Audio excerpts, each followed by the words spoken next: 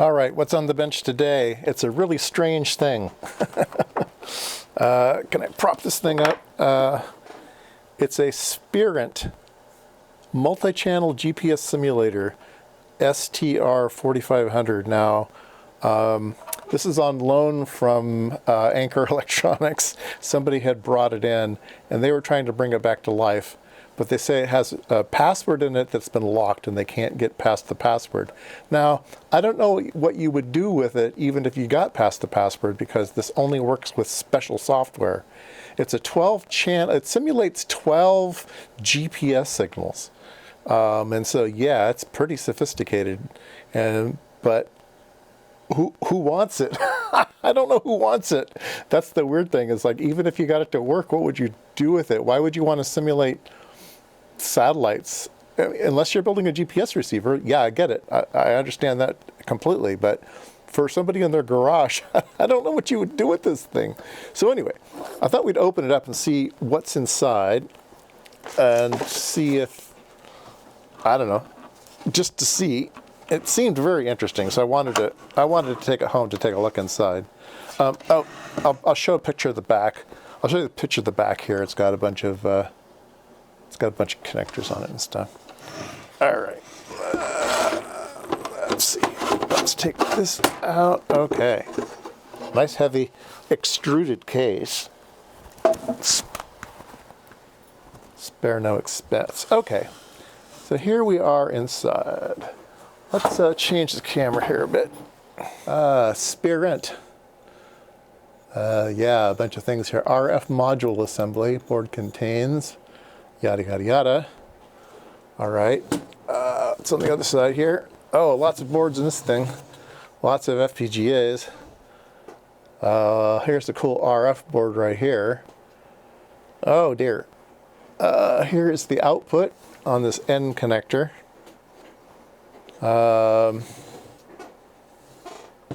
Yeah. Let's see here. What would you do with this thing? Let's see here. Trigger 1 pulse per second in, reference clock in, calibration out or in, monitor calibration, expansion port 10 megahertz out, 1 PPS out. So it might have a nice oven in it. Take a look at that. Yeah. So Altera Flex. And what's the interface of this thing? What kind of software does it run? I mean, I don't see a host PC. Okay, it's got a USB connector on it. So I guess we could hook up at USB and see if it says anything. Oh, here we go. Here's the RF, the 10 megahertz oven. Probably a good one. And the board is laid out to take several different types of ovens, so that's interesting. Probably you pay as your money, so you take your chances.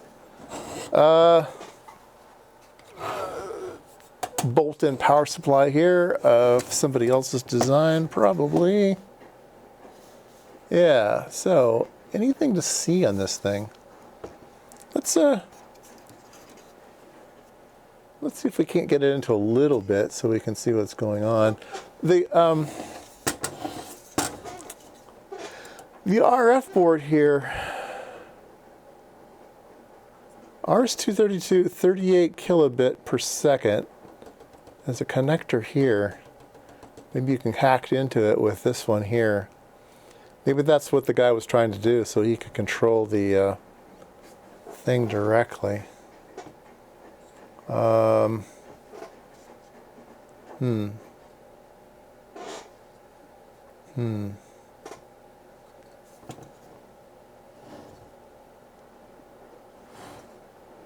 Display board JTAG link.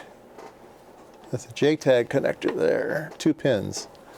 I don't know about a 2-pin JTAG. I'm not quite sure. Let's take a look closer.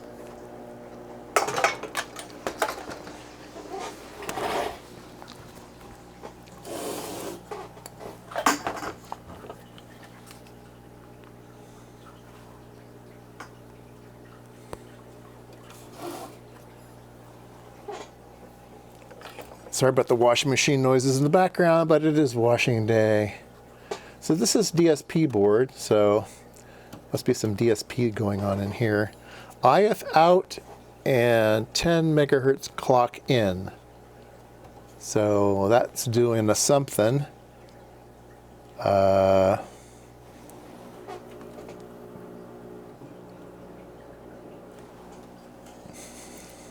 the magic's happening here. That RS-232 connector,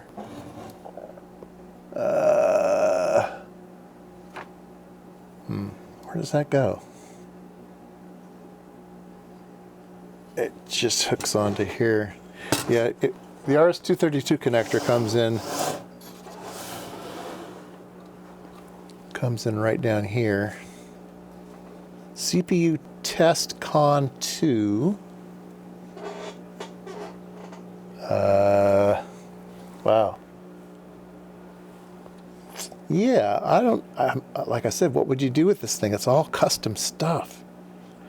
I don't know. RF board connection, RF board. That's that big module down there. It connects here. This thing connects with all this big giant connector here. This long connections to the board. I don't know if you can see it there, but yeah, lots and lots of pins going on there. Okay, I'm going to apply some power to this thing, and I've connected to that. Oh! Look at a bunch of stuff came out. I connected. I'll start that over. So I connected that RS-232 thing over there. Let's see what we're getting over here. We are getting bootloader, RAM check, checking image, loading Spirent, running application, booting applications, cold fire, interrupts enabled, blah, blah, blah, blah, blah, blah, reset and running, info, check auto start, script. Let me hit enter. Enter password. Spirent. No. Password. No. Pass WD. No. STR4500. No. 4500. No. 1, 2, 3, 4. No. Usually these things have a little jumper somewhere to reset the password, but this might be hard-coded in the firmware, since it's not a user thing. It's a program-only thing from the factory. This is the factory guys coming in here. Oh, GPS. No, something interesting, huh?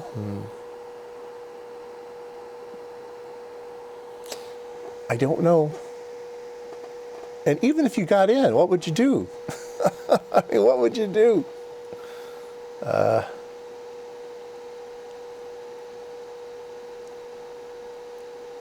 Init timer, init info, init motherboard, old signal generator, PPGAs, cold fire, I don't know.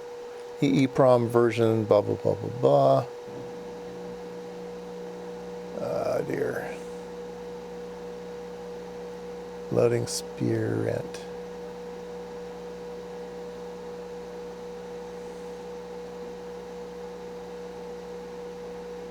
Password, capital.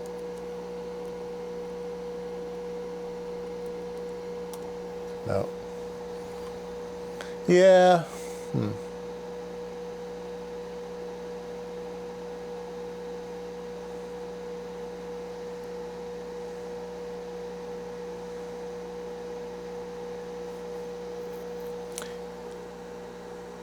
I'm assuming this password is probably not stored. It's actually part of the program. That's my guess, but it might be stored. But I think it's a backdoor into the system, and you need to know the backdoor command.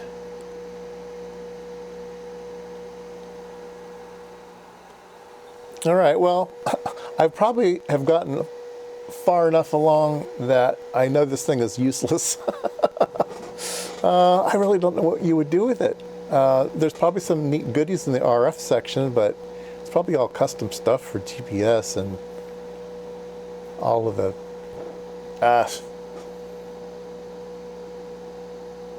Like I said, I don't know what you would do even if it was brand new and you knew the password. I don't know what good it would do anybody. It does have a 10 megahertz clock, and it has a fan. I mean, what else are you going to use? I really don't know.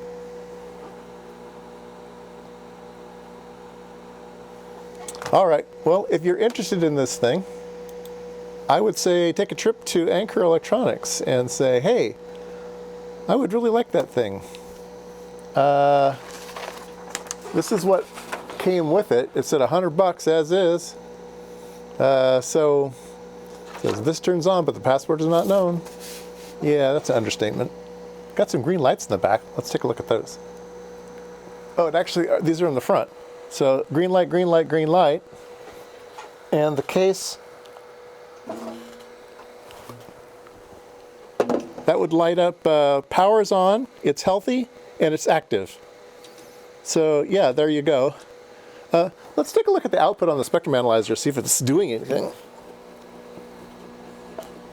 Okay, I went ahead and added a connector over to the spectrum analyzer. Nothing at all is coming out, so it has to be enabled with the software. You tell the software what to do, and then it would spit it out. So yeah, nothing's coming out of that spout. And in the back, we have some type of thing here, but there's nothing coming out of that one. And the other one's just 10 megahertz out. Yeah, I guess we could take a look at 10 megahertz out. Where's my adapter?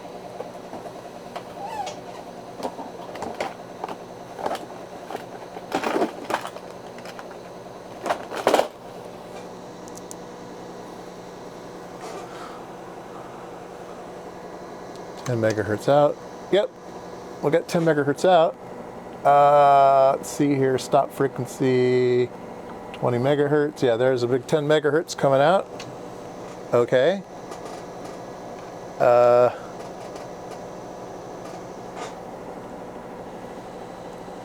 And span, zoom way in on it.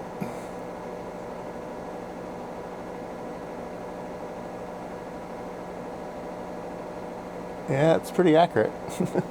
Whatever it is, it's 10 megahertz. Okay.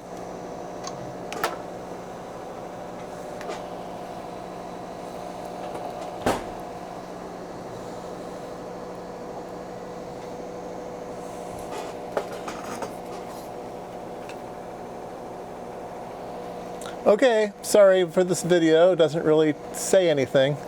But like I said, if you know anything about these and you really want one for the cheap, I'm sure these things were really a pretty penny. Yeah, go over to Anchor Electronics.